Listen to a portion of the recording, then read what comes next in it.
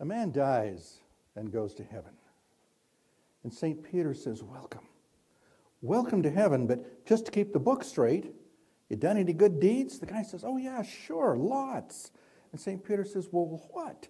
He says, well, there was this time I was at the 7-Eleven, and this really rough motorcycle gang had pulled in, totally filled the lot. And this little old lady is trying to get into the store, threading her way between the bikes. These guys were making obscene comments. I stepped up and said, knock it off, or you have to answer to me. St. Peter said, oh, this is good. This is really, really good. When that happened, the guy says, oh, 2-3 minutes ago?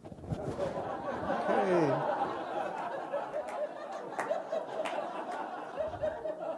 The point is aggression creates aggression, and aggression is stressful, and stress interferes with our ability to perform. Now, Charlie Brown, of the Peanuts cartoon, said something once really profound. He said, I love humanity. It's people I can't stand.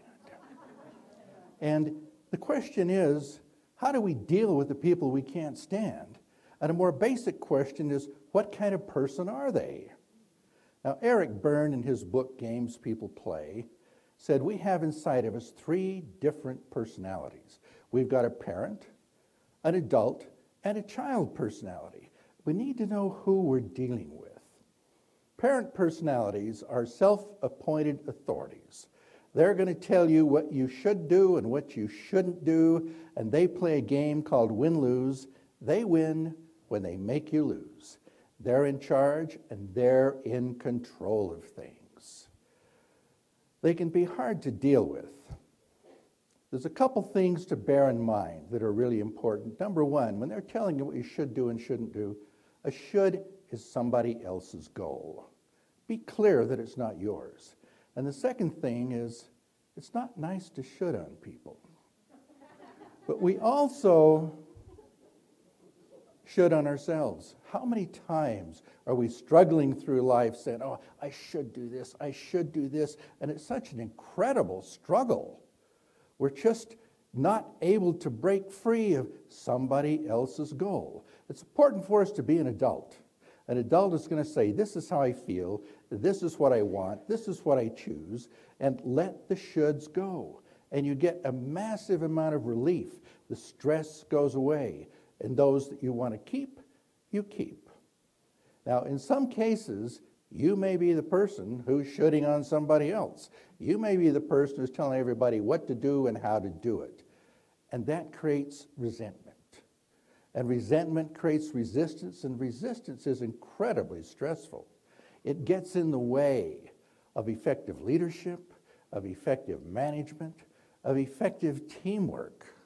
We just need to be an adult and be able to say, this is how I feel, this is what I want, and let other people contribute as well. Now, we also have child personalities. Child personalities are quite different. They want someone else to be in charge. They want you to do their work and be responsible for their life. And then when it goes wrong, it's your fault. Now, child personalities, I saw something once, it was a t-shirt, I loved it. On the front of it, it said, is it nature or nurture? On the back, it said, either way, it's your parents' fault. So, child personalities don't want to be responsible for their life. They want someone else to be responsible. So here's a question. What percentage of your life are you responsible for? Somebody. Okay, I heard 100%. That's really good. That's the politically correct answer. It's the right answer. But I want to give you 2 things that affect us when we're not being responsible. We make excuses. We blame somebody else. We're not taking responsibility for our life. Now, another great business leader and advisor is Yoda. Luke Skywalker's ship is stuck in the swamp. And Yoda says, use the force, lift it out.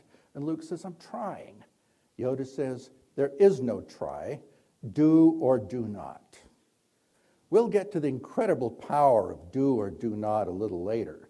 But right now, I'd like to just talk about another issue here that's important. I'd like to invite all of you, be with me here, put one hand on your leg, one hand on your leg, that's right, one hand on your leg. I want everybody go ahead now and try to lift your hand up like this. Try to lift it up like that. No, I didn't say do it. I said just go ahead and try. One more time. Now go ahead and try to lift it up like this. Okay, we're getting it here. Trying isn't doing. Trying isn't doing. Now, I'm a hypnotist. I do hilarious hypnosis shows. I talk to the subconscious mind where all your creativity lies. And I'll get somebody up on stage in a chair, hypnotize them and say, you're stuck to the chair.